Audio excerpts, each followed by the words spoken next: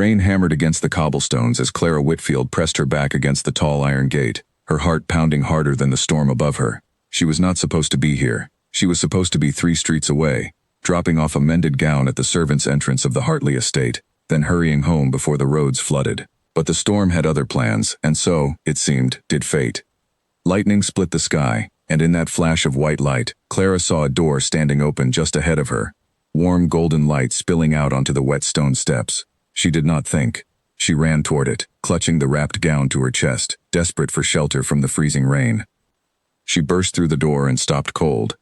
Instead of the narrow servants' corridor she expected, she found herself standing at the edge of a vast ballroom. Chandeliers dripped golden light over a sea of silk gowns and polished boots. Musicians played from a raised platform at the far end of the room, and dozens of guests turned, one by one, to stare at the drenched young woman who had just stumbled into their midst. Clara's stomach dropped. She had entered through the wrong door entirely. This was not the servants' entrance. This was the grand ballroom of the Hartley estate, and the ball inside was already in full and glittering swing. For a moment, she considered turning and running back into the storm. Anything would be better than the humiliation of being discovered as a common seamstress who had wandered into a duke's ball by mistake. But her feet would not move. The eyes of the room held her in place, and whispers began to ripple outward from the guests nearest the door. "Who is that? I've never seen her before. Look at her dress, it's soaked through." Clara's cheeks burned. She opened her mouth to explain, to apologize, to do anything that might undo the disaster unfolding around her. But before she could speak a single word, an older woman began walking toward her through the crowd, moving with the unmistakable authority of someone used to being obeyed. The woman was tall, silver-haired, dressed in deep violet silk, with a string of pearls at her throat that likely cost more than Clara would earn in 10 years of stitching gowns. Clara recognized her at once from descriptions she had heard whispered among the other seamstresses. This was Margaret Hartley, the Dowager Duchess, mother to the Duke himself. Clara's knees nearly gave out. She had heard the Duchess was formidable. She had heard she did not tolerate foolishness of any kind. Clara braced herself for a sharp word, a demand to know who had let her inside, perhaps even the humiliation of being escorted out in front of the entire assembly. Instead, the Duchess stopped directly in front of her and simply looked at her face for a long moment, as though she were trying to place a memory just out of reach. "You," the Duchess said softly. "You came in through the garden door." "I am so sorry, Your Grace," Clara managed, her voice trembling. "I was caught in the storm. I did not mean to intrude. I only wanted shelter. I will leave at once." "You will do no such thing," the Duchess said, and there was something strange in her voice, something almost dazed. She turned to the woman standing beside her, an older companion in gray silk, and spoke in a low whisper that Clara was not meant to hear, though she caught every word. "That is her," the Duchess whispered. "That is my future daughter-in-law." Clara froze. Surely she had misheard. Surely the words had been meant for someone else, some other young woman standing nearby. She glanced quickly to her left and right, but there was no one else close enough for the Duchess to have meant. The companion in gray silk raised an eyebrow, clearly startled. "Margaret, you cannot possibly mean—" "I dreamed of her face last night," the Duchess said, still watching Clara as though she were something rare and precious. "I saw her standing in this very room, in this very spot, soaked from the rain. I told you of the dream this morning. Do you not remember? And here she stands." Clara wanted to protest, wanted to explain that she was nothing more than a seamstress who had lost her way, but the words caught in her throat. The Duchess reached out and took Clara's cold, damp hand in both of her own warm ones, as though she were welcoming a long-lost relative home. "What is your name, child?" "Clara," she whispered. "Clara Whitfield." "Clara," the Duchess repeated, testing the name as though tasting something sweet. "Come, you must be freezing. We will find you something warm and dry, and you will stay for the evening." "Your Grace, I could not possibly."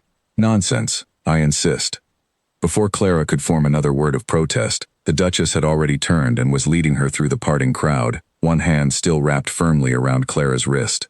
Guests stepped aside, murmuring among themselves, their curious eyes following the strange, soaked young woman being escorted through the ballroom by the Dowager Duchess herself.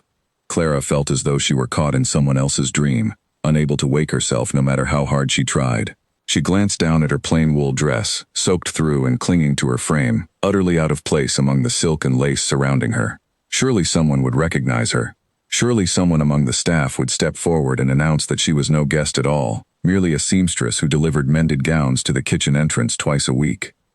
But no one did. The musicians continued to play, the guests continued to whisper, and the Duchess continued to lead her forward, toward a raised platform near the head of the room, where a tall man stood with his back half-turned, speaking quietly to another gentleman.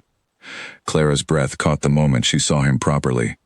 He was younger than she expected, perhaps 30 years of age, with dark hair swept back and a jaw set firm with the particular kind of tension that came from carrying too much responsibility for too long. He wore his formal coat as though it were armor rather than clothing, every line of him rigid and controlled. This, Clara understood at once, could only be the Duke himself, Julian Hartley, master of the estate and the very ball she had stumbled into. He turned as his mother approached, his expression politely neutral until his gaze landed on Clara. For the briefest moment something flickered across his face, something Clara could not quite name, surprise perhaps, or curiosity. It vanished almost as quickly as it appeared, replaced by the same careful composure he seemed to wear like a second skin. "Mother," he said slowly, "who is this?" "This," the Duchess announced, loud enough for those nearby to hear, "is Clara." She arrived rather dramatically through the garden door, caught in the storm. A few soft laughs rippled through the small crowd gathered nearby, though Clara could not tell if they were kind or cruel. She kept her chin lifted despite the heat rising in her cheeks, refusing to let the humiliation show on her face. The Duke studied her for a long moment, his dark eyes moving over her soaked dress, her damp hair clinging to her neck, the plain wrapped bundle she still clutched against her chest like a shield. Clara waited for him to ask the question she feared most, the one that would expose everything. "What business does a seamstress have at my mother's ball?" Instead, he simply extended a hand toward her, his expression unreadable. "Welcome," he said, his voice low and even. "You must be cold. Please, allow me to have something brought for you." Clara stared at his offered hand, uncertain whether to take it. Every instinct told her to run, to make some excuse and disappear back into the storm, before the truth came out, and ruined her in front of half the county's nobility. But the Duchess was watching her with such hope in her eyes, and the Duke was waiting with his hand extended, and somewhere in the back of Clara's mind, a small, foolish part of her wondered what would happen if, just this once, she allowed herself to stay a little longer inside the dream. She placed her hand in his. His fingers were warm despite the coolness of the room, and he curled them gently around hers, steadying her as though she might otherwise stumble. A murmur passed through the crowd of guests nearest them, low and curious, the kind of murmur that would surely become gossip by morning. Clara knew she should pull away. She knew every second she remained only made the eventual unraveling more painful. But she did not pull away. Across the room, near a table laden with silver trays of refreshments, a young woman in a gown of pale blue silk watched the scene unfold with narrowed eyes. Beatrice Whitmore had spent the entire season positioning herself carefully in the Duke's orbit, certain that by the end of the year she would be the one standing beside him, not some soaked stranger who had wandered in from the storm. She watched the Duchess beam at the newcomer, watched the Duke offer his hand, and felt something cold and sharp settle in her chest. Beside her, her mother, Lady Whitmore, leaned close and whispered, "Who is she?" "I have never seen her in my life," Beatrice said quietly, her eyes never leaving Clara's face. "But I intend to find out." The music swelled, and the Duke led Clara a few steps further into the room, away from the worst of the staring eyes, though there was nowhere in that glittering space where she could fully escape attention. He glanced down at her, his expression still carefully composed, though something in his eyes had softened just slightly. "You are not dressed for a ball," he observed quietly, not unkindly. "No, Your Grace," Clara admitted, deciding that honesty, at least in this one small measure, was safer than further lies. "I was not expecting to attend one. And yet here you are." "Here I am," she agreed, and to her own surprise, the corner of her mouth lifted into something almost like a smile. The Duke studied her a moment longer, as though trying to solve some puzzle she had not realized she presented. Then, without another word, he guided her toward a quieter corner of the room, away from his mother's watchful eyes and the sharp gaze of Beatrice Whitmore, though neither woman looked away from the retreating pair. Clara did not know what would happen when the truth eventually surfaced. She did not know how long she could maintain this strange, accidental disguise before someone recognized her, before a maid or a footman who had seen her deliver gowns to the kitchen door pointed a finger and exposed her for exactly what she was. But for this one evening, standing in the golden light of a ballroom she had never been meant to enter, with the Duke's warm hand still resting near her elbow and his mother's certain whisper still echoing in her mind, Clara allowed herself, just once, to wonder what it might feel like if the dream never ended at all. Outside, the storm continued to rage against the windows, but inside the Hartley ballroom, something had already begun to shift, quietly and irreversibly, though none of them yet understood how far the consequences would reach. The morning after the storm, Clara woke on a narrow cot in a small guest chamber near the servants' wing, sunlight streaming through a gap in the curtains. For a moment, she forgot entirely where she was, and then the memories of the previous night came rushing back all at once. The ballroom, the whispered words, the Duke's warm hand curling around hers. She sat up quickly, her heart hammering, half convinced the entire evening had been some feverish dream brought on by the cold rain. But the fine nightgown draped over the chair beside her bed, far too expensive for anything she owned, told her otherwise. Someone had dressed her in it after she had fallen asleep from exhaustion, and someone had carried the mended gown she delivered safely to wherever such things were kept. None of it had been a dream. A soft knock came at the door before Clara could gather her thoughts. A young maid entered, carrying a tray of tea and a plate of warm bread. Her eyes wide with curiosity she was clearly trying very hard to hide. "Good morning, miss," the maid said. "Her Grace requests your company for breakfast, whenever you are ready." Clara's stomach twisted into knots. "The Duchess wishes to see me?" "Yes, miss. She has been asking after you since dawn." Clara dressed quickly in the simple gown that had been left for her, far finer than anything from her own modest wardrobe, and followed the maid through a maze of polished corridors, until they reached a bright, airy breakfast room overlooking the gardens. The Dowager Duchess sat at the head of a small table, already sipping tea, and she rose the moment Clara appeared in the doorway. "There you are," Margaret Hartley said warmly, gesturing for Clara to sit. "I do hope you slept well after such a dramatic entrance last evening." "Your Grace, I must explain," Clara began, seating herself carefully at the edge of the offered chair. "I am not who you believe me to be. I am not a guest of any family in this county. I am a seamstress, Your Grace. I was delivering a mended gown to your kitchen entrance when the storm forced me through the wrong door entirely. I never meant to disturb your ball, and I certainly never meant to deceive anyone." She braced herself for the Duchess's expression to harden, for warmth to turn to cold disappointment, perhaps even anger at having been made a fool of in front of her guests. But the older woman only studied Clara for a long moment, her expression thoughtful rather than upset. "I know," the Duchess said simply. Clara blinked. "You know? My dear girl, I recognized the calluses on your fingers the moment I took your hand. No lady of society spends her days with a needle. I knew exactly what you were before I ever led you across that ballroom." "Then why?" Clara asked, utterly bewildered. "Did you say what you said? Why did you call me your future daughter-in-law in front of your own companion?" The Duchess set down her teacup with a soft clink of porcelain against porcelain, and for a moment, her carefully composed expression slipped into something more vulnerable, more human. "Because I have dreamed of your face for 3 nights running, long before I ever laid eyes on you standing in that doorway. I dreamed of a young woman with chestnut hair and steady gray eyes, soaked from rain, standing exactly where you stood last night. I did not understand the dream until the moment I saw you, and I have never in my life ignored such a sign." Clara did not know what to say to that. She had never put much faith in dreams or omens, having spent her whole life focused on far more practical matters, like where her next commission would come from, and whether the roof over her small rented room would hold through the winter. But something in the Duchess's certainty unsettled her all the same.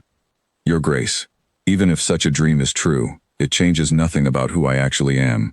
I have no fortune, no family name of any consequence, no claim whatsoever to move in circles such as yours. Your son is a duke. I mend gowns for coin." "And yet," the Duchess said quietly, "my son has not stopped asking about you since he woke this morning." Clara's face flushed warm despite herself. "That means nothing. He was simply being polite to a stranger who intruded on his ball." "Julian is many things, my dear, but he has never once in his life been merely polite for the sake of appearances. He finds most people tedious and most conversations a waste of his time. If he asked after you, it is because something about you interested him, and my son is rarely interested in anything these days." Before Clara could respond, the door to the breakfast room opened, and the Duke himself stepped inside, looking somewhat surprised to find Clara already seated at the table. He recovered quickly, offering a short bow of greeting. "Miss Whitfield," he said, "I trust you slept well." "Your Grace," Clara replied, rising quickly from her chair, uncertain of the correct etiquette for a seamstress, unexpectedly breakfasting with a duke and his mother. "I was just explaining to your mother that I do not belong here. I am no lady of society. I fear a terrible misunderstanding has taken place." and I do not wish to cause your family any embarrassment." Julian's dark eyes flickered briefly to his mother before returning to Clara. "My mother has already informed me of your circumstances this morning, before you woke. She does not consider it an embarrassment, nor frankly do I. Your Grace, surely you understand how it would look if it became known that a common seamstress spent the night beneath your roof and breakfasted at your table." "It would look," Julian said evenly, taking a seat across from her, "exactly as it is. A young woman was caught in a storm and given shelter, as any decent household would offer a stranger in need. There is no scandal in kindness." Clara studied his face, searching for some hint of mockery or condescension, but found none. His expression remained calm, almost businesslike, though something in his eyes suggested he was choosing his words with far more care than his tone implied.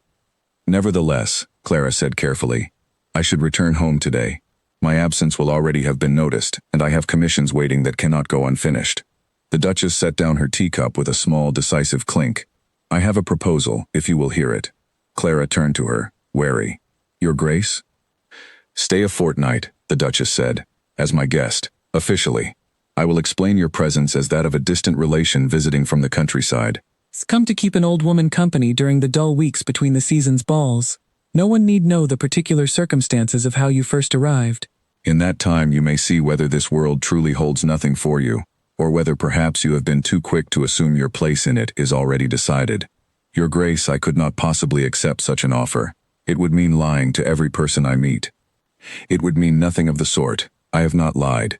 You are in fact a guest of this house, whatever the particulars of how that came to be. The rest is simply omission, and omission has never once been a sin in polite society. Half the drawing rooms of this county survive on omission alone." Clara glanced toward Julian, half hoping he would object, half hoping he would not. He met her gaze steadily, and for a long moment neither of them spoke. "I confess," he said finally, "that I find myself curious to see what 2 weeks might reveal." Something in the quiet certainty of his voice settled deep in Clara's chest, a warmth she did not entirely trust but could not quite bring herself to refuse either. She thought of her small rented room, the endless hours bent over other women's gowns, the loneliness of a life spent mending things that were never truly hers to keep.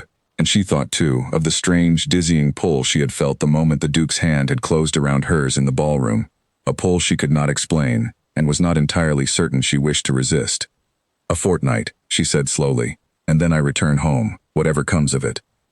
"A fortnight," the Duchess agreed, satisfaction gleaming in her eyes. Later that afternoon, as Clara wandered alone through the estate's expansive gardens, trying to steady the whirlwind of thoughts crowding her mind, she did not notice the figure watching her from an upstairs window. Beatrice Whitmore stood with her arms crossed tightly over her chest, observing the newcomer stroll among the rose bushes as though she already belonged there. "Mother," Beatrice said without turning around, "I want everything known about that woman within the week. Where she came from, who her family is, what she does for her keep, everything." Lady Whitmore, seated nearby with a needlework she had long since abandoned, glanced up with interest. "You believe there is something to find?"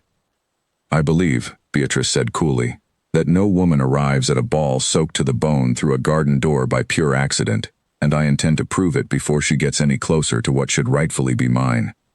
Down in the garden, unaware of the calculating eyes fixed upon her, Clara paused beside a bed of white roses and allowed herself, for just a moment, to breathe in the sweetness of the afternoon air and imagine, foolishly perhaps, what her life might look like if this strange fortnight never truly had to end.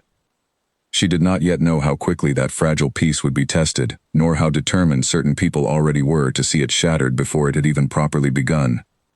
As the afternoon light shifted lower across the garden walls, Clara heard footsteps on the gravel path behind her, and turned to find Julian approaching, his hands clasped behind his back in the manner of a man who had trained himself never to appear hurried. "I did not expect to find you out here alone," he said. "I needed air," Clara admitted. "Your mother's house is beautiful, Your Grace, but it is also a great deal larger than anything I have ever known. I feared I might lose myself in the corridors if I stayed inside a moment longer." A faint smile touched the corner of his mouth, the first genuine one she had seen from him since her arrival. "The East Wing has confounded guests far more accustomed to grand houses than you. You need not feel embarrassed." They walked together along the gravel path in a silence that felt surprisingly comfortable rather than strained. Clara found herself stealing glances at him as they walked, trying to reconcile the composed, guarded man beside her with the warmth his mother insisted lived somewhere beneath the surface.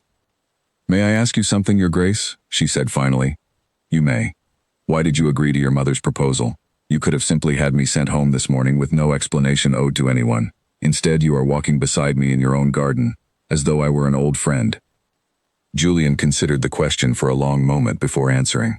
"My mother has not smiled so freely in over a year, not since my brother passed, and not since the arrangement that was expected of me afterward fell through in circumstances I would rather not revisit today. Whatever the reason for your presence here, it has brought something back into this house that has been absent a very long time. I find I am not eager to see it disappear so quickly.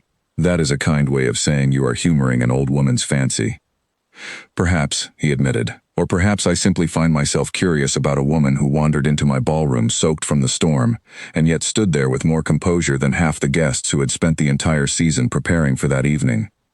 Clara felt her cheeks warm again, and she looked away toward the roses to hide it. "I nearly fainted from fear, Your Grace. I assure you there was no composure involved. And yet none of it showed," he said quietly. "That, Miss Whitfield, is precisely the sort of thing I find myself curious about." They reached the edge of the garden where a low stone wall overlooked the wider grounds beyond, rolling hills fading into the soft gold of late afternoon. Clara rested her hands on the cool stone and let the quiet stretch between them, aware of how easily she could grow accustomed to such stillness, to such company, if she allowed herself even a little more time. "A fortnight is not very long," she said finally, almost to herself. "No," Julian agreed, "it is not." Neither of them said anything further on the matter, though something unspoken passed between them all the same, a shared understanding that whatever this strange arrangement was, it had already begun to matter more than either of them had expected it to. That evening, in the servants' quarters below, whispers of a different kind moved swiftly from room to room. A young footman named Edmund, who had once helped carry deliveries from the local seamstress's shop into the kitchen, mentioned in passing to another servant that he was certain he recognized the new guest's face from somewhere, though he could not quite place where. The comment traveled quickly, as such comments always did in a house full of curious staff, and by the time it reached the ears of Lady Whitmore's own lady's maid, who had a cousin employed in the Hartley kitchens, it had already taken the shape of something far more dangerous than idle gossip. Beatrice Whitmore received the information the following morning with the quiet satisfaction of a woman who had just been handed exactly the weapon she needed. She said nothing of it yet, choosing instead to wait, to gather more threads before pulling them all together at once. Patience, she had learned long ago, was worth far more than haste when it came to unraveling another woman's carefully constructed disguise. For now, she would watch. She would smile pleasantly at Clara across drawing rooms and offer polite conversation at tea, all the while gathering the pieces that would, in time, bring the entire fragile arrangement crashing down around the seamstress who dared to dream so far above her station. 3 days into her promised fortnight, Clara found herself standing in a fitting room she had once only imagined, surrounded by gowns finer than anything she had ever stitched with her own hands. The Duchess had insisted, over Clara's repeated protests, that a proper guest of the house could not be seen wearing the same borrowed dress day after day, and so a small army of seamstresses had been summoned from the county's finest shops to outfit her properly. Clara stood very still as the women measured and pinned around her, acutely aware of the strange irony of her situation. She had spent years standing on the other side of exactly this kind of fitting, kneeling at the hems of wealthy women's gowns, her fingers pricked and calloused from endless hours of careful work. Now here she stood, being fitted herself, while other women knelt at her feet. "You have a seamstress's eye," one of the older women commented, noticing the way Clara instinctively corrected the drape of a sleeve before the woman had even finished pinning it. "Have you some experience with needlework yourself, miss?" Clara's heart skipped. "A little," she said carefully. "I have always had an interest in fine fabric." The woman nodded, apparently satisfied, and continued her work without further question, though Clara made a private note to be more careful in the future. Every small slip, every unguarded comment, could be the thread that eventually unraveled the whole fragile arrangement she had agreed to. That evening, dressed in a gown of pale green silk that fit her better than anything she had ever worn in her life, Clara descended the grand staircase for a formal dinner, her stomach twisted into knots of anxiety. She had managed well enough at breakfasts and quiet garden walks, but a full formal dinner, with guests from across the county in attendance, felt like an entirely different trial altogether. Julian was waiting at the bottom of the staircase, and something in his expression shifted as she descended, though he quickly composed himself before she could be certain what she had seen. "You look well," he said simply, offering his arm. "I feel like an imposter wearing a costume," Clara admitted quietly as she took his arm. Then we are matched, Julian said, surprising her. I have felt much the same in my own title since the day I inherited it. Clara glanced up at him, startled by the admission. Surely a duke does not feel out of place in his own house. A duke feels precisely as out of place as anyone else who never expected to hold the title he now carries, Julian said, his voice low enough that only she could hear it over the music beginning to swell from the dining hall ahead. My brother was meant to inherit everything. I was meant to serve in the Navy, to see the world beyond these walls, to live a life entirely of my own choosing. When he died, all of that vanished, and I was left with responsibilities I never trained for and never wanted. I am sorry, Clara said softly, meaning it entirely. Do not be. It was a long time ago now, and dwelling on what might have been serves no one. He paused at the threshold of the dining hall, glancing down at her with an expression she could not quite read. But I confess, Miss Whitfield, that speaking of it with you feels easier than it has with anyone else in a very long while. Before Clara could respond, they were swept into the dining hall, greeted by dozens of curious faces and polite introductions that blurred together into a fog of names and titles she knew she would never remember. She was seated near the head of the table, close enough to the Duke that conversation flowed naturally between them throughout the meal, and far enough from Beatrice Whitmore, seated further down the table, that Clara did not immediately notice the sharp, calculating gaze fixed upon her throughout the entire dinner. It was only as the guests began to rise from the table, moving toward the drawing room for the evening's entertainment, that Beatrice approached her directly for the first time, a pleasant smile fixed carefully in place. "Miss Whitfield," Beatrice said warmly, though her eyes remained cool, "how wonderful to finally make your acquaintance properly. I do hope you will forgive my curiosity, but I confess I have never heard the Hartley family mention a relation by your name before. From which branch of the family do you descend?" Clara felt her stomach drop, though she kept her expression carefully composed, drawing on every ounce of steadiness she possessed. "A distant branch, I am afraid. My family has kept largely to the countryside for many years." "How curious," Beatrice said, tilting her head slightly. "And which county, precisely?" "Beatrice," the Duchess interjected smoothly, appearing at Clara's side as though summoned by instinct alone. "You will exhaust our guest with your questions before she has even finished her first proper dinner in this house. There will be plenty of time for such conversations in the coming days." Beatrice's smile did not waver, though something flickered briefly behind her eyes. "Of course, Your Grace. Forgive me, I only meant to welcome Miss Whitfield properly." She excused herself a moment later, moving gracefully toward another cluster of guests, though Clara did not miss the brief, sharp glance Beatrice cast back over her shoulder before disappearing into the crowd. "She suspects something," Clara whispered to the Duchess once Beatrice was safely out of earshot. "She suspects everything, about everyone at all times," the Duchess said dismissively, though there was a note of genuine concern beneath her composed tone. "It is simply her nature, but you are right to be cautious around her. Beatrice Whitmore has spent the better part of a year positioning herself to become the next Duchess of this house, and she will not surrender that ambition easily, especially not to a stranger who arrived, quite literally, out of a storm." Clara's chest tightened with a fresh wave of anxiety. "Your Grace, perhaps this arrangement was a mistake. If she uncovers the truth of who I am, the scandal will fall not only on me, but on your entire family. I could not bear to be the cause of such humiliation for you and your son." "Nonsense," the Duchess said firmly, though her eyes softened. "Whatever comes, we will face it together. I have not felt this hopeful in a very long time, Clara, and I will not abandon that hope simply because one jealous young woman feels threatened by your presence."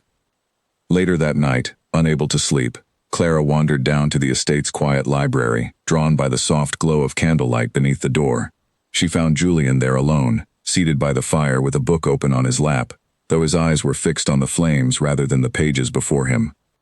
"I did not mean to intrude," Clara said quickly, moving to leave. "Stay," Julian said, glancing up, "if you wish to."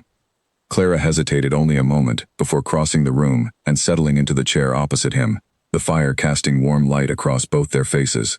For a long while, neither of them spoke, content simply to sit together in the comfortable quiet of the late hour. "Beatrice questioned me tonight," Clara said finally, "about my family, my origins. I fear she already suspects I am not who your mother claims me to be."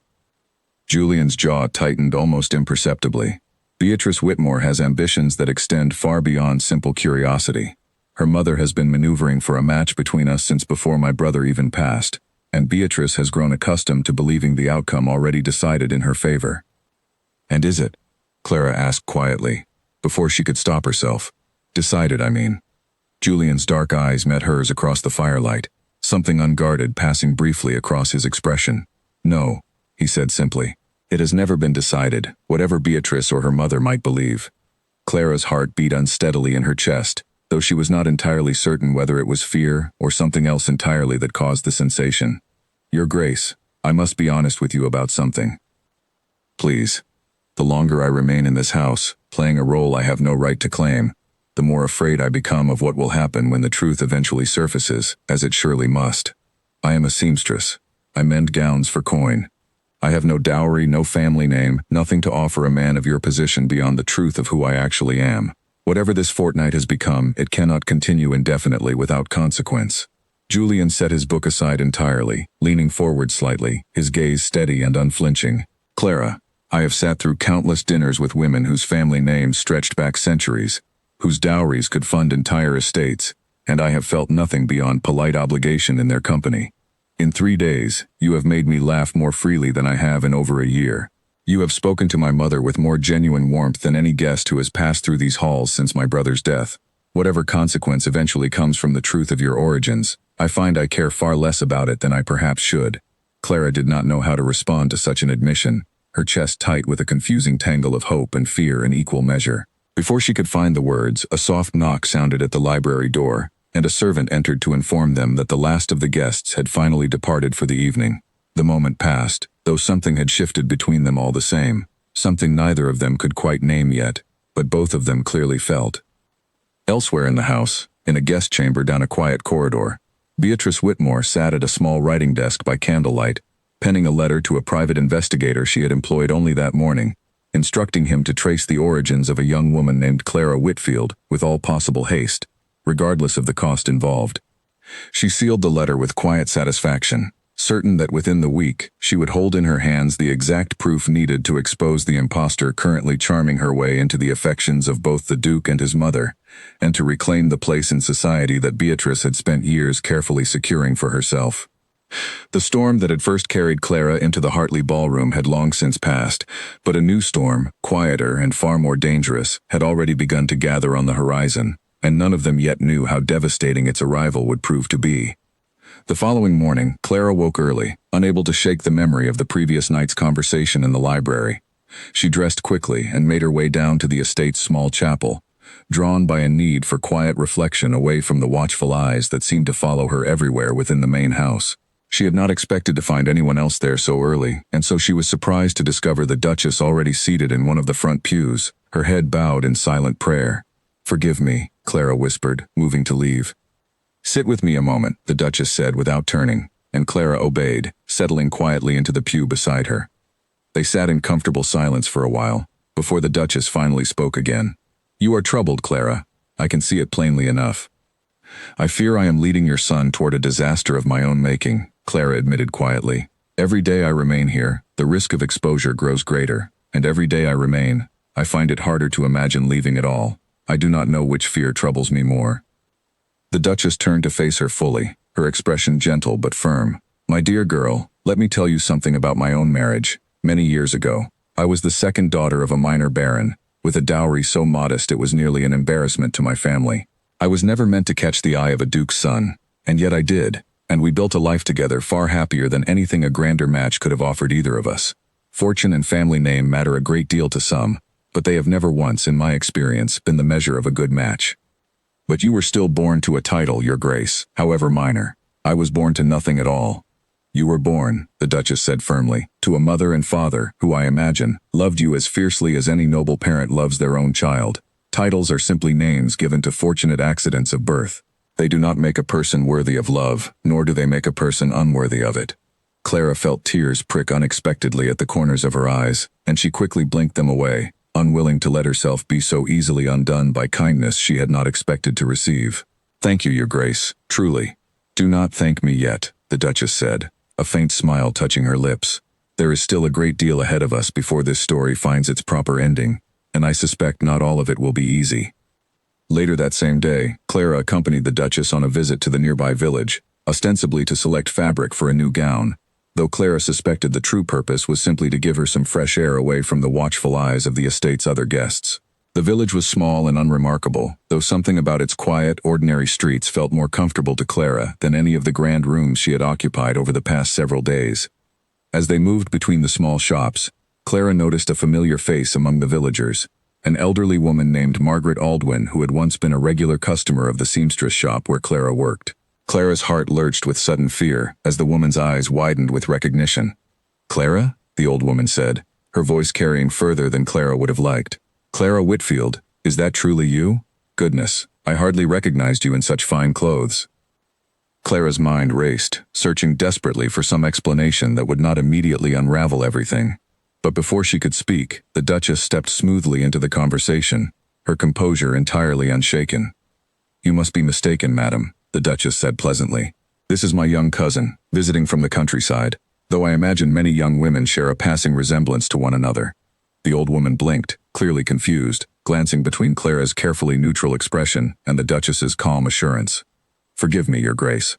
I must indeed be mistaken. My eyes are not what they once were." She curtsied awkwardly and hurried away, though Clara did not miss the lingering uncertainty in the woman's expression as she departed. Clara turned to the Duchess the moment they were alone again, her hands trembling slightly. "Your Grace, that woman knows me. She has purchased mended gowns from me on more than one occasion. If she speaks of this to anyone else in the village, or if word reaches Beatrice Whitmore, then we will manage it as it comes," the Duchess said calmly, though Clara noticed a new tightness around her eyes that had not been there moments before. "Village gossip travels slowly, Clara, and old women who doubt their own eyesight rarely repeat such claims with much confidence. But I will admit, this is precisely the sort of risk I had hoped we might avoid a little longer." That evening, back at the estate, Clara found herself unable to shake a growing sense of dread, certain that the fragile arrangement she had agreed to was beginning to show cracks that could not be easily mended, no matter how skilled she might be with a needle and thread. She said nothing of her fears to Julian when they crossed paths briefly before dinner, not wishing to burden him with worries that were, in truth, entirely her own to carry. But somewhere across the county, in a private study lit by a single burning candle, a hired investigator was already piecing together the scattered threads of Clara's ordinary life. Threads that would soon be gathered into a single damning report and delivered directly into the eager hands of Beatrice Whitmore, who waited with growing impatience for the proof that would finally bring the entire charade crashing down around the woman who dared to stand where Beatrice alone believed she belonged. A week had passed since Clara's arrival at the Hartley estate, and with each passing day, the invisible thread connecting her to Julian seemed to pull tighter. Though neither of them spoke openly of what it meant, they walked together each morning through the gardens, sat together each evening by the library fire, and found excuses, both small and large, to remain in each other's company far more often than propriety strictly required. Clara knew she should be more cautious. She knew every stolen hour spent in Julian's presence only deepened the eventual pain of whatever ending awaited them. And yet she found herself utterly unable to resist the quiet pull of his company, the way his guarded composure softened whenever they were alone together, the way he had begun to speak more freely of his brother, of his own fears about the responsibilities he had never wanted, in a manner she suspected he shared with almost no one else. "You are quiet this morning," Julian observed as they walked together along the edge of the estate's ornamental lake, the morning air still cool with the last traces of night. "I am thinking," Clara admitted, "about how strange it is that I have grown so accustomed to this life in such a short time. A week ago, I was mending a torn hem in a cramped little room above a shop, worrying whether I would have enough coin for the week's bread. Now I walk beside a duke each morning as though it were the most natural thing in the world." "Does it feel unnatural?" Julian asked, watching her carefully. Clara considered the question honestly. "No," she admitted. "That is what frightens me most. It feels entirely natural, and I fear growing too comfortable with a life that was never meant to be mine." Julian stopped walking and turned to face her fully, his dark eyes searching hers with an intensity that made her breath catch. "Clara, I must ask you something, and I would ask that you answer honestly, without concern for what you believe I wish to hear." "Of course." "If circumstance and family name were no obstacle at all, if the only question before us were simply what you yourself wanted, would you wish to remain in this life, in this house, beside me?" Clara's heart pounded so loudly she was certain he must hear it. She searched for some careful diplomatic answer that would protect her from the vulnerability of complete honesty, but found, in the end, that she did not wish to hide from him any longer. "Yes," she whispered, "I would." Something shifted visibly in Julian's expression, relief, and something warmer, passing across his features in equal measure. Then let circumstance and family name be my concern to manage, not yours. I have spent a year since my brother's death believing my own happiness a matter of little consequence compared to my duty to this house and this family. I find, rather unexpectedly, that I am no longer content with such an arrangement. Before Clara could respond, a servant appeared at the edge of the garden path, out of breath from hurrying across the grounds. Your Grace, forgive the interruption, but Lady Whitmore has arrived unannounced, requesting an urgent audience with the Duchess. Julian's expression darkened immediately, the warmth of the previous moment replaced by wary tension. Unannounced and urgent. That combination rarely brings good news in this house. They hurried back toward the main house together, Clara's earlier contentment replaced by a familiar knot of dread settling deep in her stomach. She had known, somewhere in the back of her mind, that the fragile peace of the past week could not last indefinitely, and something in the servant's urgent tone told her that whatever awaited them inside would test that peace more severely than anything that had come before. They found Lady Whitmore already seated in the main drawing room with the Duchess, an expression of poorly concealed satisfaction fixed upon her face despite her attempts at polite composure. Beatrice stood near the window, her arms crossed, watching Clara's entrance with sharp, triumphant eyes. Julian, Lady Whitmore said, rising with exaggerated formality, forgive the intrusion, but a matter of some delicacy has come to my attention, one I felt compelled to bring before you and your mother without delay. What matter is that, Lady Whitmore? Julian asked evenly, though Clara could sense the tension coiled beneath his calm exterior. Lady Whitmore glanced meaningfully toward Clara before continuing. It concerns your current guest, Your Grace. I have received rather troubling information regarding her true origins, information I felt certain you and your mother would wish to address privately before it became a matter of wider gossip. The Duchess's expression remained carefully neutral, though Clara noticed the way her hands tightened almost imperceptibly in her lap. And what precisely is this troubling information, Lady Whitmore? My daughter has taken the liberty of making some discreet inquiries, Lady Whitmore said, gesturing toward Beatrice, who stepped forward with barely contained satisfaction. Inquiries that reveal Miss Whitfield is not in fact a distant relation of your family at all, but rather a seamstress employed at a modest shop some 3 streets from your own gates. The room fell utterly silent. Clara felt every eye turned toward her, the weight of the moment pressing down upon her chest until she could scarcely draw breath. She had known this moment would come eventually, had braced herself for it in quiet moments alone, and yet nothing could have prepared her for the reality of standing exposed before the very people whose good opinion she had come to value so deeply. Is this true? Lady Whitmore pressed, her voice sharp with satisfaction barely disguised as concern. Has this family been deceived into harboring a common tradeswoman under false pretenses? Clara opened her mouth, prepared to admit everything plainly, rather than continue a deception that had clearly already begun to unravel. But before she could speak, the Duchess rose smoothly from her seat, her composure entirely unshaken. Deceived, the Duchess repeated calmly. That is a strong word, Lady Whitmore. For circumstances you appear to understand rather incompletely. Lady Whitmore blinked, clearly not having anticipated such a response. Your Grace, surely you cannot deny.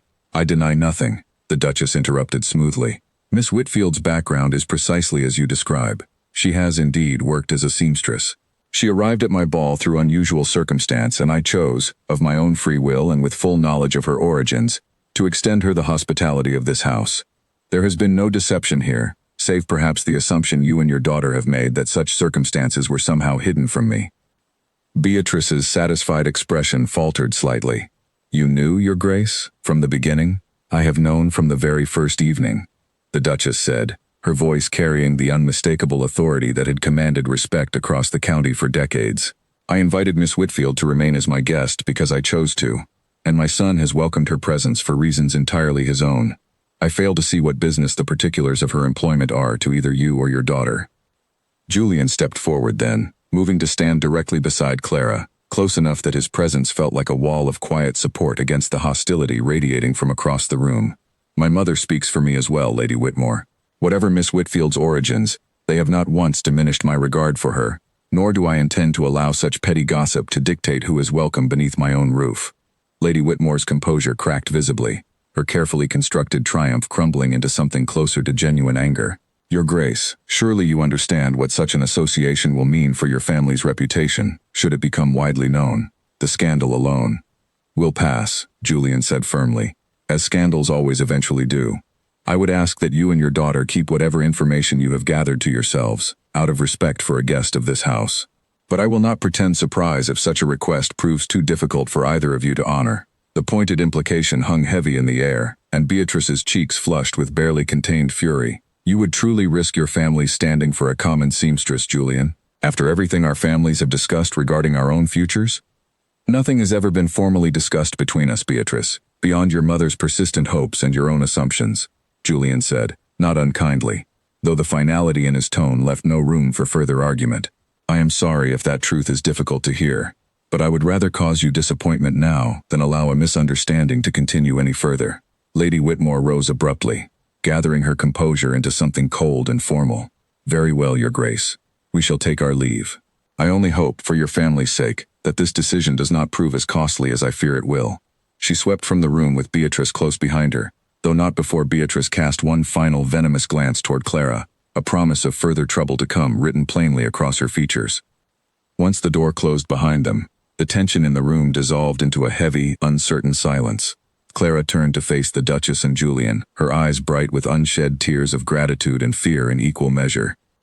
"You did not have to defend me so completely," she said quietly. "Either of you. You could have distanced yourselves the moment the truth was spoken aloud, and no one would have blamed you for it." "We could have," Julian agreed, taking her hand gently in his own. "But I find I have no interest in a life built on the comfort of easy denials. Whatever comes next, Clara, we will face it honestly, together, or not at all." The Duchess reached out and squeezed Clara's other hand warmly. "Beatrice Whitmore's pride has been wounded today, my dear, and wounded pride rarely stays quiet for long. I fear this is far from the last challenge we shall face together. But you are not alone in facing it, and I hope you will remember that in the difficult days that may yet lie ahead." Clara nodded, though a quiet unease settled deep within her chest, a certainty that Beatrice Whitmore would not simply accept this defeat gracefully, and that whatever retaliation she planned next would prove far more dangerous than a single unannounced visit to the drawing room. That certainty, though she could not yet know its full shape, would prove entirely justified before the week's end. Later that evening, Clara sat alone in her chamber, replaying the confrontation over and over in her mind. Part of her felt an overwhelming relief that the truth had finally been spoken aloud, that she no longer had to carry the constant weight of concealment through every conversation and every glance exchanged across a crowded room. But another part of her, quieter and more anxious, understood that the true danger had only just begun. A soft knock came at her door, and she opened it to find Julian standing in the corridor, his expression thoughtful in the low candlelight. "I wanted to make certain you were well," he said, "after everything that was said this afternoon." "I am well enough," Clara said, though her voice betrayed some of the lingering unease she still carried. "Though I confess I do not entirely understand why you chose to defend me so publicly, in front of a woman clearly determined to see me humiliated. You risked a great deal today, Your Grace, for someone you have known scarcely more than a week." Julian leaned against the doorframe, considering his answer carefully. "I have spent the better part of a year since my brother's passing, believing that duty and desire were entirely separate matters, that a man in my position could not afford the luxury of choosing his own happiness. Watching Lady Whitmore attempt to shame you today, I realized how tired I had grown of living according to other people's expectations rather than my own convictions." "And what do your own convictions tell you now?" Clara asked quietly. "That I would rather face whatever scandal Beatrice Whitmore chooses to spread than spend another year pretending I do not care for you," Julian said simply, his dark eyes steady on hers. "Whatever difficulties lie ahead, Clara, I would rather face them honestly than continue hiding from the truth of my own feelings." Clara felt her chest tighten with a mixture of hope and fear so entangled she could scarcely separate the two sensations. "Your Grace, I am deeply grateful for your kindness, and for your mother's kindness as well, but I must be honest with you. I do not know how a life such as mine could ever truly fit within a world such as yours, whatever affection might exist between us. The gap between a seamstress and a duke is not easily bridged by good intentions alone." "Perhaps not," Julian admitted. "But I have never been a man who believed impossible things remained impossible simply because tradition insisted they must. Give this arrangement time, Clara. Allow me the chance to prove that such a gap can indeed be bridged, whatever obstacles Beatrice or anyone else might place before us." Clara studied his face for a long moment, searching for any hint of false reassurance, and found only quiet, steady conviction in return. "Very well," she said finally. "I will allow it time." Julian's expression softened into something close to relief, and for a moment, neither of them spoke, content simply to stand together in the quiet warmth of the candlelit corridor. Eventually, he bid her good night and retreated down the hall, leaving Clara alone once more with her thoughts, though considerably lighter in spirit than she had felt only an hour before. Meanwhile, in the Whitmore family's own modest estate several miles distant, Beatrice sat at her writing desk long after the household had retired for the evening, a single candle burning low beside a stack of papers the private investigator had delivered only that afternoon. She read through each document slowly, methodically, searching for any detail that might prove useful beyond what had already been revealed.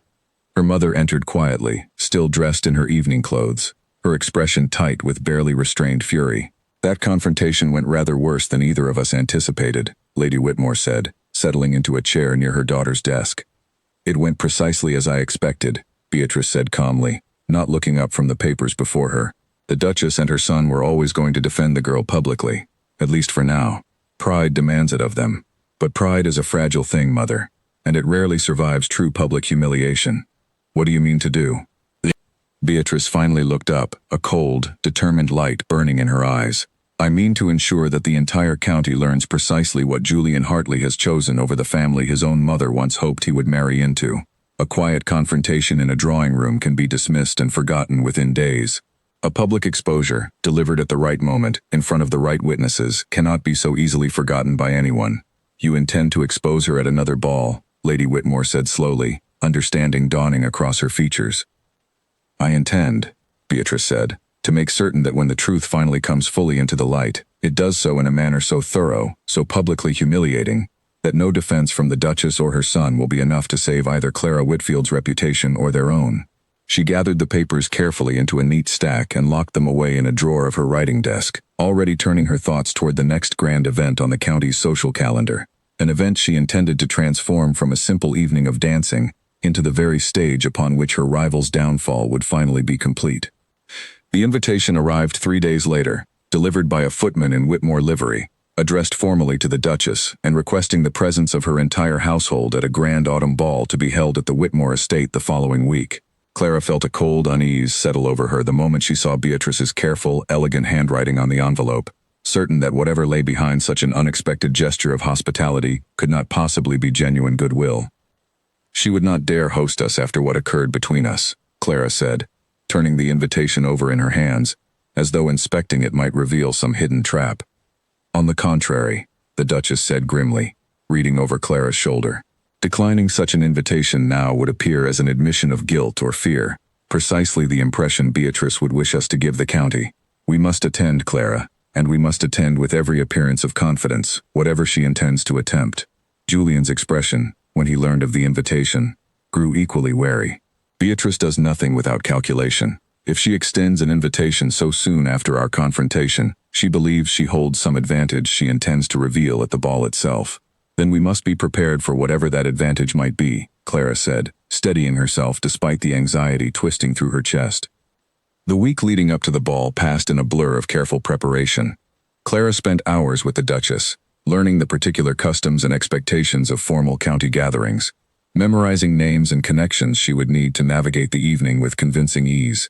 Julian remained close at her side whenever possible, offering quiet reassurance, though even he could not entirely mask the tension building beneath his composed exterior as the day of the ball approached. On the evening itself, Clara stood before a tall mirror in her chamber, dressed in a gown of deep sapphire blue, that the Duchess had commissioned especially for the occasion. She barely recognized the woman reflected back at her, elegant and composed, nothing at all like the soaked, terrified seamstress who had stumbled through the wrong door only weeks before. "You look every inch the woman I dreamed of that night," the Duchess said softly, appearing in the doorway behind her. "Whatever Beatrice attempts this evening, remember that you belong in this room, in this house, in this family, regardless of what any gossip might claim otherwise." Clara nodded, though her hands trembled slightly as she gathered her courage for the evening ahead. "Thank you, Your Grace, for everything." The Whitmore estate glittered with candlelight as their carriage arrived, dozens of other guests already moving through the grand entrance in a steady stream of silk and jewels. Clara took Julian's offered arm, drawing strength from his steady presence beside her as they made their way into the crowded ballroom, acutely aware of the curious eyes that turned toward them the moment they entered. The evening began deceptively well. Beatrice greeted them with icy politeness at the entrance, offering no hint of the confrontation that had passed between their families only days before. Clara allowed herself, cautiously, to hope that perhaps the invitation had been nothing more than an obligatory formality after all, that Beatrice had chosen to accept defeat gracefully rather than pursue further conflict. That fragile hope shattered entirely an hour into the evening. Clara stood near the edge of the dance floor, engaged in polite conversation with several of the Duchess's acquaintances, when Beatrice appeared suddenly at the center of the room, raising her voice with practiced clarity that carried easily over the music and chatter surrounding them. "Friends," Beatrice announced, drawing the attention of the entire assembly with skillful ease, "I find myself compelled to share some rather remarkable information this evening. Information that concerns our esteemed guest, Miss Clara Whitfield." Clara's blood ran cold. She glanced quickly toward Julian, who had already begun moving through the crowd toward her, his expression darkening with dawning alarm. "For those unfamiliar with our county's finer details," Beatrice continued, her voice carrying the false brightness of someone delivering the most delightful gossip imaginable, "Miss Whitfield is not, as some of you may have been led to believe, a distant relation of the esteemed Hartley family. She is, in fact, a common seamstress, employed until quite recently at a modest shop only 3 streets from the Hartley estate's own gates." A ripple of shocked murmurs spread instantly through the assembled guests, dozens of eyes turning toward Clara with expressions ranging from curious surprise to open scorn. Clara felt her face burn with humiliation, every instinct screaming at her to flee the room entirely, though her feet remained frozen in place beneath the weight of so many judgmental stares. "I have here," Beatrice continued, producing a folded document from within her gown with theatrical precision, "a signed statement from the very shop owner who employed Miss Whitfield until only a few weeks ago, confirming her true occupation beyond any possible doubt." She held the document aloft for the assembled crowd to witness, and though no one could read its contents from such a distance, the mere existence of tangible proof seemed to solidify the scandal in the minds of every guest present. Whispers turned rapidly into open conversation, guests turning to one another with scandalized delight at the unfolding spectacle.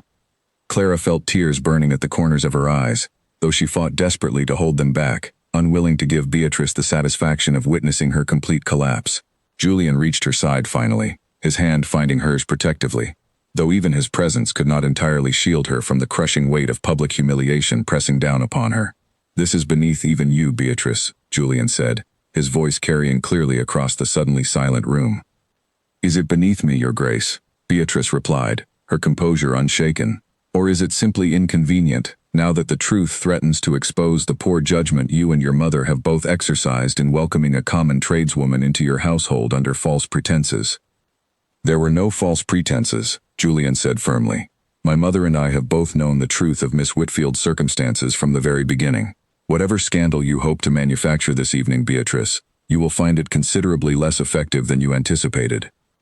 But the damage had already been done. Whatever composure Julian and the Duchess might project, the assembled guests had heard enough to fuel weeks of gossip throughout the county, and Clara understood, standing there beneath the weight of so many judging eyes, that no amount of defense could fully undo the humiliation of this moment.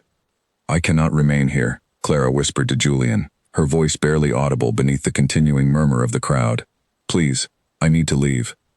Julian's expression softened with concern, though he did not release her hand. "Clara, if you leave now, it will appear as an admission."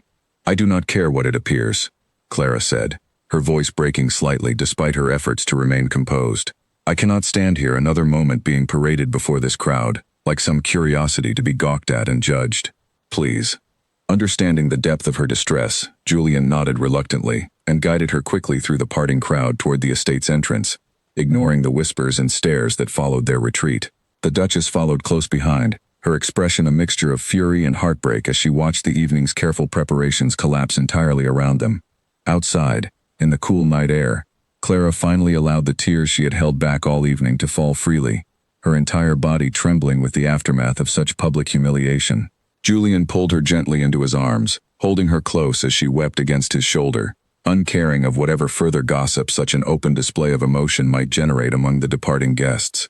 "I am so sorry," Julian murmured against her hair. "I should have anticipated something like this. I should have protected you better." "This is not your fault," Clara managed between unsteady breaths. "I always knew this moment would come eventually. I simply hoped, foolishly, that I might have more time before it did." The Duchess reached them then, her own eyes bright with unshed tears of frustration and sympathy in equal measure. "Come, both of you. We will return home, and we will determine how best to address this together." once the shock of this evening has passed. The carriage ride home passed in heavy silence, Clara staring out the window at the passing darkness, her mind consumed with the crushing certainty that whatever fragile happiness she had begun to build over the past weeks now lay shattered beyond any hope of repair. She thought of her small rented room above the seamstress shop, of the quiet, unremarkable life she had left behind, and wondered bitterly whether she should have ever allowed herself to imagine anything different was possible for a woman of her station. Julian sat close beside her throughout the journey, saying little, though his hand remained wrapped protectively around hers the entire way, a silent promise that whatever came next, she would not face it entirely alone. But even his steady presence could not fully quiet the fear growing within Clara's heart, the terrible certainty that Beatrice Whitmore's public exposure had done more than simply humiliate her before the county's gossiping elite. It had, perhaps, destroyed any possibility that a future between herself and Julian could ever truly overcome the weight of everything that now stood so publicly, so undeniably against them. When they arrived back at the estate, Clara excused herself immediately to her chamber, unable to bear further conversation even with those who had shown her nothing but kindness throughout the ordeal. She sat alone by her window long into the night, watching the moon rise slowly over the dark gardens below, her mind turning over every painful moment of the evening again and again, until exhaustion finally overtook her sometime near dawn. Downstairs in the quiet drawing room, Julian paced restlessly before the dying embers of the fire while his mother watched him with careful, worried eyes. "You must decide what you intend to do, Julian," the Duchess said finally, breaking the long silence between them. "The county will be alive with this story by morning. Every drawing room, every shop, every church pew will carry some version of tonight's events before the week is out. Whatever you choose to do next, you must choose it with full understanding of what it will cost." "I know what it will cost," Julian said, his voice tight with barely controlled emotion. "I have understood the cost since the very first evening she stood in our ballroom, soaked from the storm, looking utterly unlike anyone I had ever met in this county's endless parade of calculated marriages and careful alliances." "Then what troubles you so deeply tonight?" Julian stopped his pacing and turned to face his mother fully, his expression torn between conviction and doubt. "I fear I have already caused her more harm than good, Mother. Had I never allowed this arrangement to continue, had I sent her home the very morning after the storm with quiet gratitude and nothing more, she would still be living her ordinary life tonight, unremarkable and unbothered by scandal. Instead, I have dragged her into a world that has done nothing but wound her, and I do not know if my own feelings are sufficient justification for the pain she has now suffered because of them." The Duchess crossed the room and took her son's hands in her own, her expression softening with understanding. "My dear boy, do you truly believe Clara would prefer to have never known any of this? To have never experienced even the brief happiness these past weeks have given her, however painful their ending might yet prove to be?" "I do not know," Julian admitted. "I have not had the courage to ask her." "Then I suggest you find that courage quickly," the Duchess said firmly, "before pride or fear convinces either of you to abandon something worth fighting for. I have watched you carry the weight of this family's expectations for a year now, Julian, moving through life as though joy itself were some indulgence you no longer had the right to claim. I will not stand by and watch you surrender the first genuine happiness you have found since your brother's death, simply because a jealous young woman chose cruelty over grace this evening." Julian said nothing for a long moment, staring into the dying fire as though searching for some answer within its fading embers. "And if the entire county turns against her, against us, what then, Mother?" "Then we weather it," the Duchess said simply, "as this family has weathered far greater storms than idle gossip throughout its long history. Reputation matters, Julian. I will not pretend otherwise. But reputation rebuilt through years of steady dignity has always mattered more, in the end, than reputation preserved through a single act of cowardice." Upstairs, unaware of the conversation unfolding below, Clara finally drifted into a restless sleep, her dreams haunted by echoes of Beatrice's triumphant voice and the sea of judging faces that had turned toward her in that crowded ballroom. She woke the following morning with heavy eyes and a heart still tender from the previous night's wounds, uncertain what the coming days might hold, or whether the fragile happiness she had found within these unfamiliar walls could possibly survive the storm that Beatrice Whitmore had so deliberately unleashed upon them all. She dressed slowly, delaying as long as she reasonably could, before finally making her way down to the breakfast room, bracing herself for whatever conversation awaited her there. She found Julian already seated at the table, though he rose immediately the moment she entered, his expression carrying none of the doubt that had troubled him so deeply the night before. "Clara," he said, moving toward her with quiet determination, "I have thought a great deal about last night, and about everything that has passed between us these past weeks. I find I have reached a conclusion I wish to share with you, whenever you feel ready to hear it." Clara studied his face carefully, searching for some hint of what conclusion he might have reached, uncertain whether to hope or brace herself for disappointment. "I am ready," she said quietly, "whatever it is." Clara's stomach tightened at the news, her mind immediately turning to the worst possibilities.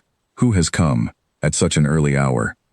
"A magistrate's clerk, miss," the servant replied, "along with a gentleman claiming to represent the shop where you were formerly employed. They wait in the front hall, and they say the matter concerns unpaid accounts they believe you left unresolved before your sudden departure." Clara felt the blood drain from her face. She had left her position at the seamstress shop in such haste, so consumed by the whirlwind of the past weeks, that she had entirely forgotten the small outstanding matter of wages owed to her, and, she realized with dawning horror, a misunderstanding regarding a bolt of fine silk she had been entrusted to deliver the very night the storm had swept her into the Hartley ballroom. In the chaos of everything that followed, she had never returned it, nor explained its disappearance to her former employer. "This is my doing," Clara said, her voice unsteady. "I never returned the silk I carried that night. I never even sent word of what became of it. They must believe I simply vanished with goods that were never mine to keep." Julian's expression hardened with quiet resolve. "Then we shall resolve the matter plainly and honestly, exactly as we have resolved everything else these past weeks. Come, let us speak with them together." They found the clerk and the shop's representative waiting stiffly in the entrance hall, both men clearly uncertain how to comport themselves within such grand surroundings. Clara stepped forward before Julian could speak on her behalf, determined to face this small consequence of her own making, without hiding behind anyone else's protection. "I owe you an explanation, and an apology," she said directly to the shop owner's representative, a thin, nervous man named Edwin Caro. "The night of the storm I was carrying a delivery meant for this estate. I became lost, then unexpectedly detained by circumstances entirely beyond my control, and in the confusion that followed, I failed to return either the silk or word of what had become of me.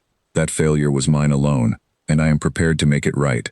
Julian, without waiting for further discussion, quietly instructed a servant to fetch the exact value of the silk and coin, along with the wages Clara was still rightfully owed, settling the matter with such calm efficiency that the visiting men's earlier suspicion melted quickly into relieved gratitude. "We meant no offense, miss," Caro said, considerably more at ease once the accounts had been settled. "Only, when a young woman disappears so suddenly with valuable goods still in her keeping, and then rumors begin circulating about her taking up residence in a duke's household, a shop owner grows understandably concerned." "The rumors, I imagine, are not entirely flattering," Clara said quietly. Caro had the grace to look uncomfortable. "There is talk, miss, of the ball last night. Word travels quickly in the village." Once the men had departed, satisfied and considerably better compensated than they had arrived expecting, Clara turned to Julian with a mixture of embarrassment and relief.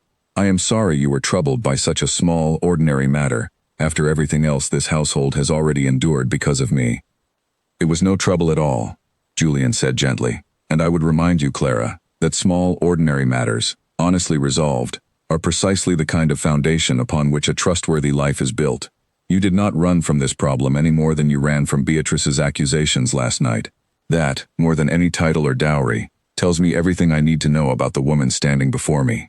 Clara felt some of the previous night's heaviness lift, if only slightly, warmed by the quiet conviction in his voice.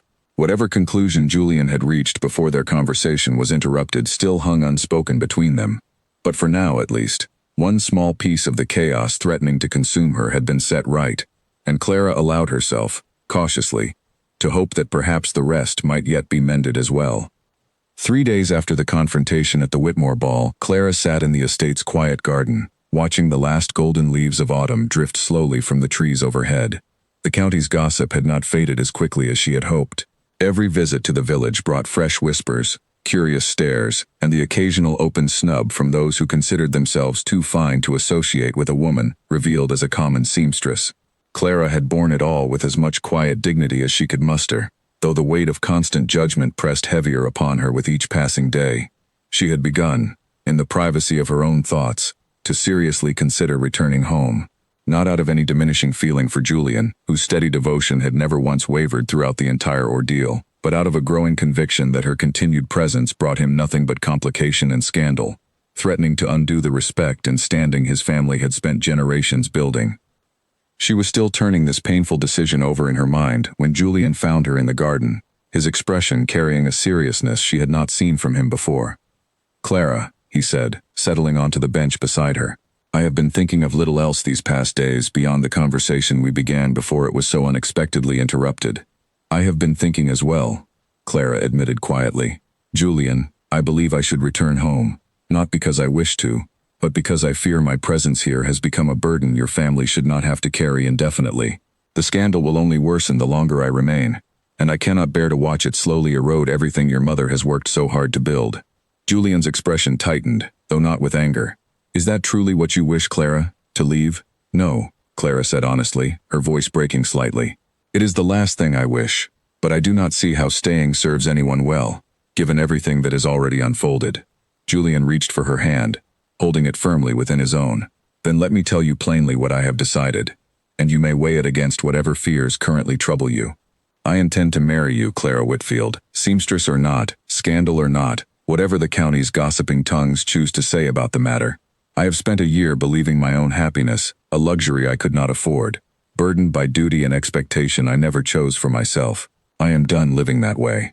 I would rather face a lifetime of whispered scandal beside the woman I love, than a lifetime of comfortable empty duty beside anyone else." Clara stared at him, scarcely able to breathe.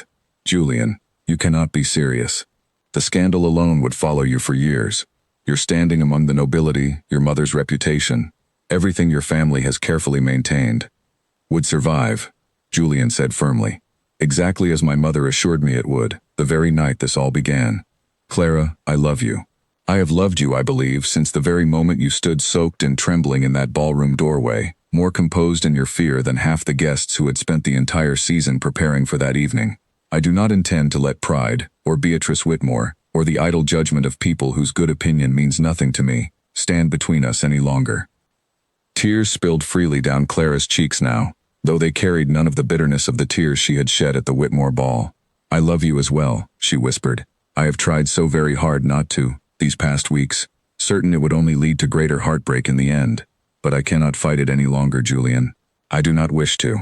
Julian pulled her gently into his arms, and for a long moment, neither of them spoke, content simply to hold one another beneath the golden autumn light filtering through the garden trees. When they finally parted, Julian's expression had settled into something resolute and certain. "Then we shall marry," he said, "and we shall do so publicly, with your former employer, your neighbors, and every gossiping tongue in this county invited to witness it plainly, so that no one may ever again claim we hid from the truth of who you are or where you came from." "Julian, that is an enormous risk." "It is the only risk worth taking," he said simply. That evening, they informed the Duchess together, who received the news with tears of genuine joy rather than the concern Clara had half expected. "I dreamed of your face for a reason, my dear girl," the Duchess said, embracing Clara warmly. "I have never once doubted that this outcome was the one fate intended for this family, whatever obstacles others might place before it." Word of the impending marriage spread through the county within days, and precisely as Julian had anticipated, the reaction proved deeply divided. Some households, particularly those already inclined to view the Hartley family with envy or resentment, seized upon the news as fresh scandal to dissect over evening tea. But others, surprising Clara considerably, responded with quiet admiration for a duke bold enough to choose genuine affection over calculated advantage, and for a young woman brave enough to stand so publicly against the county's rigid expectations. Beatrice Whitmore, upon hearing the news, arrived at the Hartley estate once more, though this time without her mother's company, and with an expression far more subdued than the triumphant satisfaction she had worn at her own ball. "I did not come to cause further trouble," Beatrice said quietly, when Clara agreed, somewhat warily, to receive her in the drawing room. "I came, rather, to offer something I suspect you did not expect from me." "And what is that?" Clara asked, still guarded. "An apology," Beatrice said, the word clearly costing her some genuine effort to speak aloud. "What I did at my family's ball was cruel, calculated, and beneath whatever dignity I have long claimed for myself. I told myself it was justice, exposing a deception I believed threatened everything I had worked toward. But it was jealousy, plainly and simply, and I have had several days now to sit with the shame of that truth." Clara studied her former rival carefully, searching for any hint of continued malice, but found instead something that looked remarkably like genuine, if reluctant, remorse. "Thank you for saying so," Clara said finally. "It could not have been easy." "It was not," Beatrice admitted, a faint, humorless smile touching her lips. Though I imagine it was considerably easier than what you have endured these past weeks because of my actions. I wish you happiness, Miss Whitfield, genuinely, whatever difficulty I have caused in reaching it. Julian deserves happiness as much as anyone I have ever known, and I confess, watching him defend you so fiercely that evening, I understood I had never once inspired such devotion in him myself, nor was I ever likely to. Clara did not know quite what to say to such an unexpected admission, and so she simply nodded, extending her hand in a gesture of tentative peace, which Beatrice accepted with something like genuine relief. In the weeks between the announcement and the wedding itself, Clara found herself navigating an entirely new kind of challenge, one considerably gentler than the scandal and suspicion she had faced before, but demanding all the same. She began, at the Duchess's gentle insistence, a careful education in the responsibilities that would soon fall to her as mistress of such a large and influential estate. She learned to manage household accounts far more complex than any she had balanced in her small rented room. She learned the names and needs of the many servants who kept the estate running smoothly, taking particular care to remember details of their lives that most ladies of her new station rarely bothered to notice. You need not memorize every housemaid's family history, the Duchess told her one afternoon, watching with quiet amusement, as Clara reviewed a long list of staff names and personal notes she had compiled herself. I remember what it felt like to be invisible to the people I served, Clara replied simply. I do not intend to forget that feeling now that circumstances have changed so completely. The Duchess smiled warmly at that, saying nothing further, though Clara noticed the older woman's evident pride at the observation. Julian, meanwhile, found himself facing a different sort of adjustment among his own circle of acquaintances. Several old friends, accustomed to the rigid hierarchies of noble society, questioned his choice openly, some with genuine concern for his reputation, others with poorly disguised condescension toward Clara's origins. Julian met each conversation with the same calm, unwavering conviction he had shown from the very beginning. You risk making yourself something of a curiosity among our circle, one old friend, Lord Pemberton, observed one evening over brandy in the estate study. Marrying beneath your station is one thing, Julian, but marrying so publicly, so unapologetically, invites a scrutiny few men in your position would willingly accept. Let them scrutinize, Julian replied evenly. I have spent my entire adult life measuring my worth by other people's expectations, Pemberton. I find I have grown considerably tired of the exercise. Clara's character exceeds that of every carefully bred lady I have ever been introduced to at these tedious county balls, and I will not apologize for recognizing that truth simply because it makes others uncomfortable. Pemberton studied his old friend for a long moment, before finally raising his glass in something like reluctant respect. Then I wish you happiness, Julian, whatever the county's tongues choose to wag about the matter. God knows this family has earned a bit of joy after everything the past year brought upon it. Not every conversation Julian faced proved so amicable, and Clara herself endured her share of pointed remarks and cold receptions whenever her new engagement required her presence at various county gatherings in the weeks leading up to the wedding. She bore each slight with the same quiet composure that had first caught the Duchess's attention on that stormy evening, refusing to let bitterness or resentment take root despite considerable provocation. One particular afternoon, at a modest garden party hosted by a family long allied with the Whitmores, an older matron named Lady Grantham cornered Clara near the refreshment table with pointed, barely veiled cruelty. It must be quite an adjustment, Lady Grantham said, her tone dripping with false sympathy, learning to conduct oneself among proper society, after so many years spent among tradesfolk. I do hope you manage the transition without embarrassing the Hartley name too severely. Clara met the woman's gaze steadily, refusing to let the barb land as intended.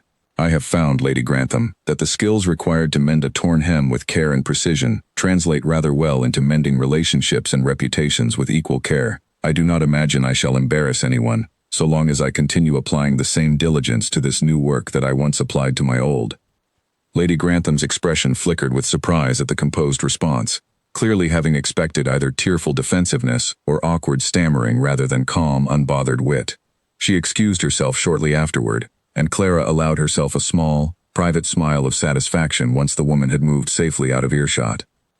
Word of such exchanges, small as they were, began circulating through the county alongside the more scandalous gossip, and gradually, subtly, opinion began shifting in Clara's favor among those who valued genuine character over rigid tradition. By the time the wedding date finally arrived, the whispers that had once carried nothing but scorn had softened, in many households, into grudging admiration for a young woman who had weathered such public humiliation with unshakable dignity.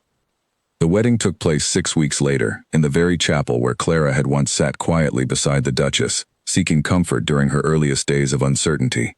True to Julian's word, the ceremony was attended not only by the county's assembled nobility, but by Clara's former employer, several of her old customers from the village, and even Margaret Aldwin, the elderly woman whose recognition in the marketplace had nearly unraveled everything weeks before, now beaming with delighted pride at having known the future Duchess before anyone else in the county had guessed her destiny.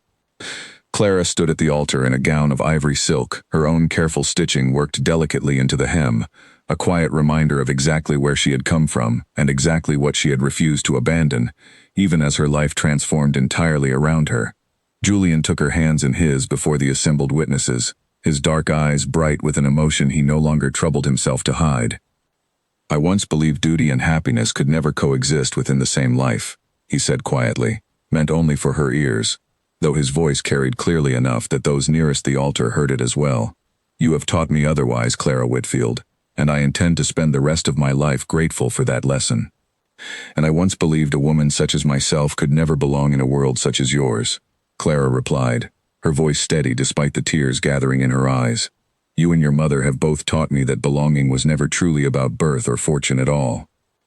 As the ceremony concluded and the assembled guests rose in celebration, the Dowager Duchess watched from the front pew with tears of quiet triumph sliding freely down her cheeks, remembering the strange, vivid dream that had first brought this remarkable young woman into her family's life, a dream she had never once doubted, even when the entire county seemed determined to prove her wrong. Outside the chapel, autumn had given way fully to the first crisp promise of winter, though the air inside the celebration remained warm with laughter, music, and the particular joy of witnessing two people find their way toward happiness against every obstacle placed deliberately in their path. Clara Hartley, once a seamstress mending the fine gowns of women who never once considered her their equal, walked from that chapel as the future Duchess of an estate she had first entered through the wrong door entirely, though she understood now, more certainly than she had ever understood anything in her life, that she had found precisely the right place after all. The storm that had once swept her into that grand ballroom had long since passed into memory, but its consequences, she realized, watching Julian's face light with joy beside her, would echo happily through the rest of her life. A chance encounter transformed, against every expectation, into the truest kind of destiny.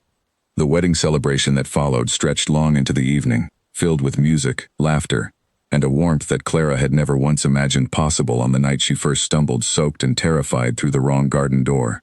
She danced with Julian beneath the same chandeliers where she had first stood frozen with fear, though this time every eye that watched her did so with genuine affection rather than suspicious curiosity. Late in the evening, as the celebration began winding gently toward its close, Clara found a quiet moment to slip away with the Duchess to the same quiet corner of the garden where she had once wondered, so many weeks before, whether the fragile happiness of her arrangement could possibly survive. "You were right," Clara said softly, taking the older woman's hand. "About everything. The dream, the family you insisted I belonged to, all of it. I am rarely wrong about matters of the heart, my dear," the Duchess said, a twinkle of quiet triumph in her eyes. "Though I confess, even I could not have predicted quite how much trouble would unfold before we arrived at this particular happy ending." Clara laughed, the sound light and unburdened in a way it had not been in many weeks. "No trouble I would undo, given the chance to choose again." "Nor I," the Duchess agreed, drawing Clara into a warm embrace. "Welcome to this family properly, Clara. You have more than earned your place within it." As they returned together to the celebration, Julian met them at the garden's edge, extending his hand toward his new wife, with the same quiet warmth that had first drawn her to him weeks before. Clara took his hand without hesitation, and together they returned to the music and laughter awaiting them, the first evening of a life neither of them could have imagined finding, until a single storm had swept an ordinary seamstress through an extraordinary door, and changed everything that followed for the better. A year passed since the wedding, and the estate that had once felt so vast and unfamiliar to Clara had slowly become, in every meaningful way, simply home. She had grown accustomed to the rhythms of her new life, the management of household accounts, the quiet responsibilities of overseeing an estate that touched the lives of dozens of families throughout the surrounding county. Yet she had never once abandoned the skill that had first defined her, and it was this, more than anything else, that surprised the county's remaining skeptics most of all. In a bright, airy room on the estate's ground floor, once used for storing unused furniture, Clara had established a small workshop of her own, filled with fine fabric, careful patterns, and the particular quiet satisfaction of needlework she had always found soothing, whatever her circumstances. She spent several hours each week there still, mending gowns not for coin any longer, but for the sheer pleasure of the craft itself, and increasingly, for a purpose she had never imagined possible during her years as an ordinary seamstress. "You have received another dozen requests this week," Julian said one afternoon, finding her bent carefully over a length of pale blue silk, her needle moving with the same practiced precision that had once earned her modest wages in a cramped little shop. "Word has spread throughout the county that the Duchess herself possesses skill enough to rival the finest modiste in the region." Clara smiled without looking up from her work. "I cannot possibly take on a dozen commissions, Julian. I have an estate to manage, and a household of my own responsibilities to attend to." "Then perhaps," Julian said, settling into the chair beside her workbench, "you might consider training others in the craft instead. There are young women throughout this county with skilled hands and empty purses, exactly as you once were. Perhaps a proper workshop, established under your patronage, might offer them the same opportunity you once had, without requiring you to stitch every gown personally." Clara looked up at him, considering the suggestion carefully. The idea had merit beyond simple charity. She thought of the many young women she had known during her years mending gowns, women with genuine talent and ambition who lacked only the opportunity and resources to develop it properly. A proper workshop supported by the Hartley estate's considerable resources could offer exactly such young women a path toward independence and skill that had once seemed entirely beyond Clara's own reach. "I believe," she said slowly, a plan already forming in her mind, "that is precisely what I intend to do." Within a few months, the small workshop had expanded considerably, occupying a converted outbuilding near the estate's stables, staffed by a dozen young women drawn from the surrounding villages, each trained carefully under Clara's watchful guidance. The Duchess of Hartley's workshop, as it quickly became known throughout the county, produced garments of such quality that even Lady Grantham, the very woman who had once mocked Clara's tradesfolk origins so openly, found herself quietly commissioning gowns from the very establishment she had once dismissed with such contempt. The Dowager Duchess, watching her daughter-in-law's quiet transformation of the estate's charitable reputation, found endless satisfaction in the venture's success. "You have done more for this family's genuine standing in a single year," she told Clara one evening, "than 100 careful marriages arranged for fortune and title ever could have achieved." "I had a great deal of help," Clara replied, thinking of the countless small kindnesses the Duchess had shown her from that very first stormy evening. "None of this would have been possible without you believing in me before I ever believed in myself." Beatrice Whitmore, whose own path through the following months had proven considerably more humbling than she likely anticipated, eventually found her way to a modest but genuine friendship with Clara, born from an unlikely alliance neither woman could have predicted during the bitter rivalry of the previous year. Beatrice, having failed to secure Julian's affections through calculation and scheming, eventually accepted a proposal from a quieter, kinder gentleman of more modest means, a match that suited her temperament, Clara often observed privately, far better than the grand ambitions she had once pursued so relentlessly. "I confess," Beatrice admitted during one particularly candid conversation over tea, "nearly 2 years after that fateful ball, I spent so many years believing that status and fortune alone determined a woman's worth, that I very nearly destroyed my own chance at genuine happiness chasing after a title that was never truly meant for me." "We are none of us entirely free of such foolishness," Clara replied kindly. "I spent years believing my worth was determined entirely by my lack of fortune, convinced that women of my station had no rightful place in the world you were born into. We have both, I think, learned something valuable from each other's mistaken certainties." As the seasons continued to turn, Clara found herself, one crisp autumn morning nearly identical to the storm-tossed evening that had first brought her into this remarkable life, standing once more in the estate's grand ballroom, though this time surrounded by warmth rather than fear. The occasion was a modest celebration marking the 2nd anniversary of her marriage to Julian, attended by close family and the friends she had gathered throughout her remarkable transformation from seamstress to duchess. The Dowager Duchess raised a glass before the small gathering, her eyes bright with genuine joy as she looked upon her son and the woman who had transformed his life so completely. "2 years ago," she said, her voice carrying easily across the intimate gathering, "I dreamed of a young woman's face for 3 nights running, and I told my dear companion, upon seeing that very face appear before me in this ballroom, that she would become my future daughter-in-law. I have never once, in all my years, been more grateful to trust a dream so completely." Julian rose beside his wife, taking her hand with the same steady warmth that had first drawn Clara to him during those uncertain early weeks of their acquaintance. "And I have never once regretted the choice that dream set into motion," whatever storms we weathered together to arrive at this particular happiness. Clara looked around the room at the faces gathered there, at the mother-in-law who had recognized something in her before she had recognized it in herself, at the husband who had chosen genuine love over calculated advantage despite every obstacle placed before him, and even at Beatrice, now smiling genuinely from across the room rather than watching with calculating resentment as she once had. She thought of the frightened, soaked young woman who had once stumbled through the wrong door on a stormy evening, utterly convinced that her ordinary life held no possibility of anything greater.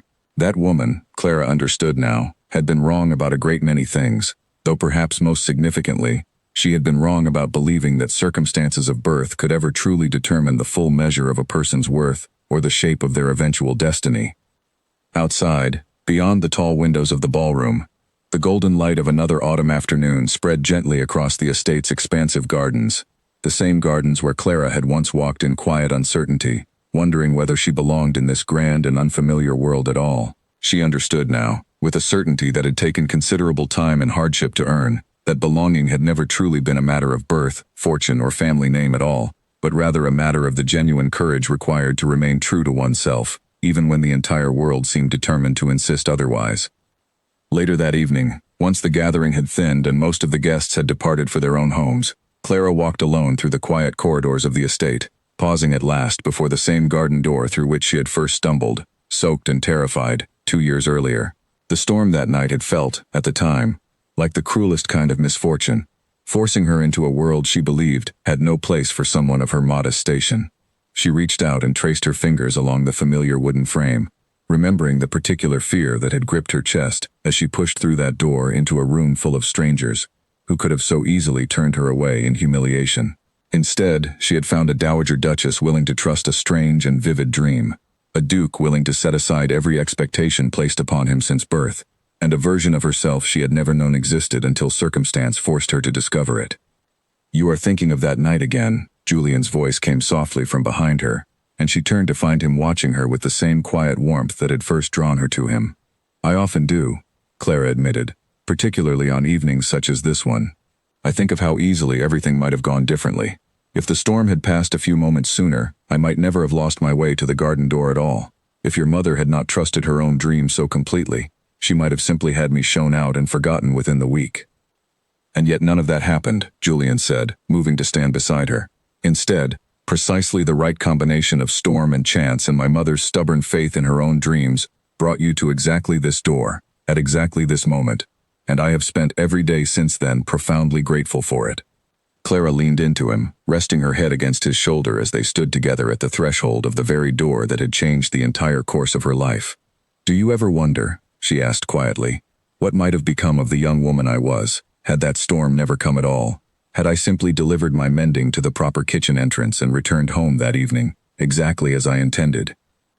"I imagine," Julian said thoughtfully, "she would have continued living a life of quiet dignity and considerable skill, entirely unaware of what she was missing, precisely as she had every right to do.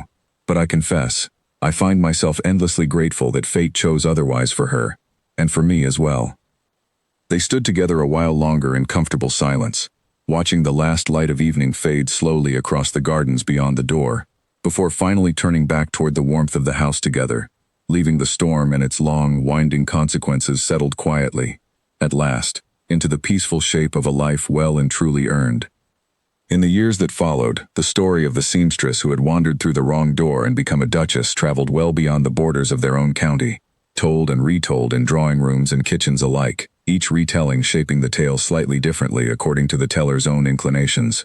Some emphasized the romance of the Dowager Duchess's prophetic dream, others focused on the scandal of Beatrice Whitmore's public exposure and eventual redemption.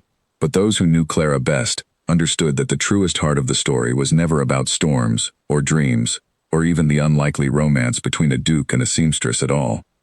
It was, rather, the simple and enduring truth that courage, honesty, and genuine kindness could carry a person through even the most improbable circumstances, transforming what began as an accident of fate into a life built deliberately and honestly upon the foundation of who Clara had always truly been, long before any storm ever swept her through an unfamiliar door and into a destiny she had never once dared to imagine for herself.